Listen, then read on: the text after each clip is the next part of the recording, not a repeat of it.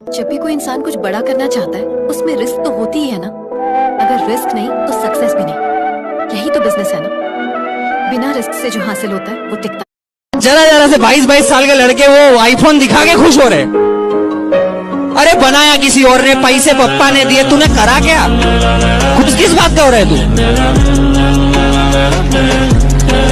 कोई भी चीज करना हो ना लाइफ में, जैसे बड़ी इमारत बनानी हो तो आज की 4 ईंट वहां लाके रख देना।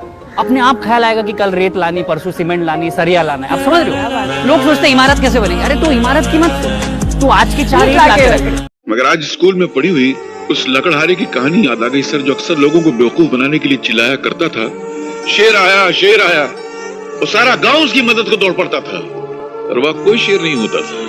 एक दिन सचमुच का शेर आया। उसने तो बहुत चिल्लाया कि शेर आया, मगर उसकी मदद को तब कोई नहीं आया। वही हाल मेरा भी है आज सर। कल तक मैं झूठ बोलता था तो सारा जमाना विश्वास करता था, और आज मैं सच बोल रहा हूँ तो एक भी इंसान विश्वास नहीं कर रहा है। हालात शेर बनकर मुझे खा रहा है, मगर जमाना मेरी हालत पे मुस्कुरा रहा है। जिंदगी में 2 चीज जरूरी मानी जाती है, पानी और सोना। पानी के बगैर आदमी जी नहीं सकता। सोना ना खाने का काम आता है, ना पीने का, ना नहाने का, ना धोने का। लेकिन फिर भी भाव सोने का है, पानी का नहीं। पापा साथ में आया, अकेला आया? अकेला। किस साल का है भाई? 12 साल का। कुर्सी पे खड़े हो भाई। मेरा नाम तिलक सोजित्रा है, फ्रॉम गुजरात, छोटे सिटी जामनगर से। मेरे को पहले से ही बिजनेसमैन बनना है। तो मेरे पापा है ना, वो LIC के एजेंट है। तो मैंने सोचा कि तिलक मेहता कर सकते हैं तो तिलक सोजित्रा कैसे नहीं कर सकते। तो मैंने प्रीमियम इकट्ठा करना चालू कर दिया। 4 पॉलिसी बेच ली और 2 लाख प्रीमियम कर लिया। हाँ, और उसमें से 1 लाख रुपए जितना, 50,000 रुपए जितना मैंने अर्न किया। तो मेरा ये क्वेश्चन है कि वो 2 लाख को मैं 2 करोड़ कैसे करूं? अच्छा,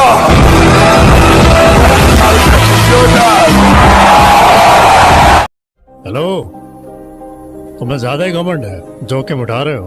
ध्यान रखो वरना जो है उसे भी खो दोगे। अगर हारने के डर से खेलेंगे ही नहीं तो जीतेंगे कैसे? मैंने कहा ना, आखिरी पेज पर मेरा नंबर है, बस इतना याद रखना। अरे पागल, ये रुपया पैसा तो हाथ का मैल है रे, इसलिए मैंने डर और खौफ कमाया है, जो तेरी आंखों में साफ दिख रहा है।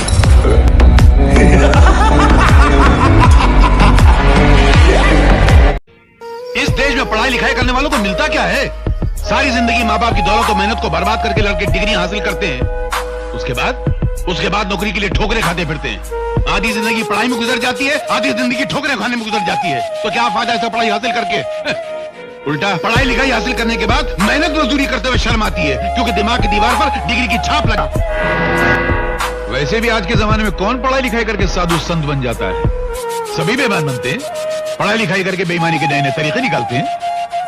मासी जी, एक बात बताऊं, आजकल के जमाने में उसी बच्चे को पढ़ना चाहिए जिसके बाप के बाद दौलत का ढेर लगा हुआ हो, ताकि पढ़ाई लिखाई पूरी करके अपने बाप की कुर्सी पर जाके बैठ जाए और पढ़े लिखे डिग्री वाले नौजवानों को अपना गुलाम बनाकर उन पर हुकूमत करे। इसीलिए मैं अपने बेटे को अपनी यूनिवर्सिटी में पढ़ा रहा हूं, ताकि ये बड़ा होकर किसी की नौकरी नहीं करेगा, अपना बिजनेस, अपना कारोबार खुद करेगा, अपने दिमाग के बल पर, अपनी उंगलियों की अवस्था। बैठ जा। Thank you. अरे झटका क्यों खा गए? मेरी ब्यूटी से जल गए क्या? अबे डामर, मेरी बराबरी में आकर बैठता है।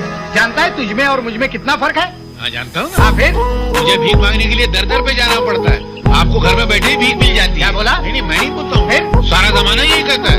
आजकल तो स्कूल में बच्चों को भी पढ़ाया जा रहा है। नहीं, मेरे कपड़े खराब हो जाएंगे, पिछले महीने पहने मैंने। भिखारी की तरह नीचे बैठ, बाइल कहीं का। सच कहा है किसी ने। क्या?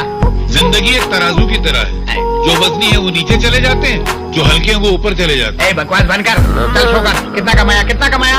आपसे तो ज्यादा कमा लेता हूँ। एक दिन तुझे इतना मारूंगा ना कि तू अम्मा बाबा पुकारना भूल जाएगा।